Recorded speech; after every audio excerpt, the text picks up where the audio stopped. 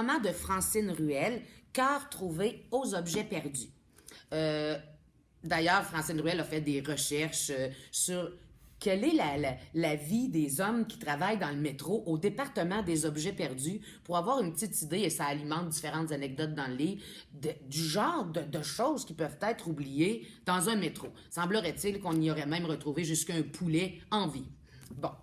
Alors, c'est l'histoire d'une jeune fille qui est ici, qui travaille dans une bibliothèque, timide, elle a un peu honte de sa famille. Sa famille, ça vient direct du Flower Power, on est dans le peace and love des années 60, mais ils sont comme restés un petit peu accrochés là-dessus.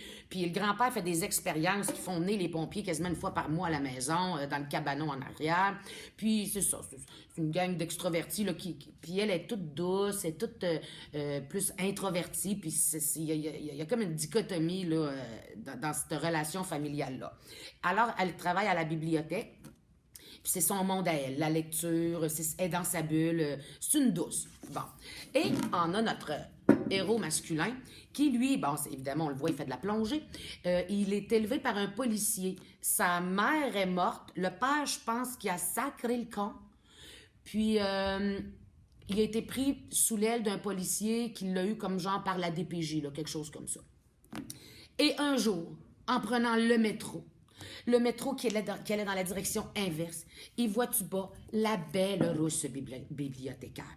C'est le coup de foudre. Et à partir de ce moment, il doit toujours la retrouver, cherche quels sont ses trajets de métro pour être capable de la rencontrer. Hein? Et tout le long du livre, bien sûr, ça va être d'essayer de la rencontrer elle, mais c'est aussi sa vie à lui en parallèle avec sa vie à elle. Alors, c'est pas trop dur à suivre parce que quand c'est lui, puis sinon c'est elle, là, c'est deux histoires en parallèle, mais il n'y a pas 50 personnages. Ça va assez bien. Puis, ben, c'est ça, je ne peux pas vous parler de la fin, mais il y a quand même des moments touchants, tu sais, comme entre autres quand il va faire il va apprendre des choses sur le décès de sa mère.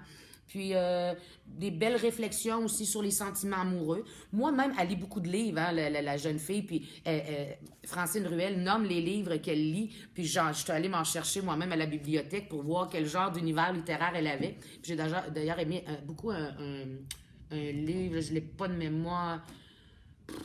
Pas là. Je vous le retrouverai maintenant.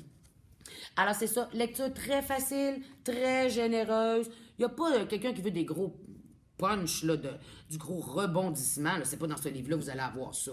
C'est quelque chose de relax, qui ressemble beaucoup à la vie de tous les jours, puis au tracas aussi, commun à pas mal tous les êtres humains. Alors, je vous souhaite une bonne lecture si vous choisissez ce roman-là.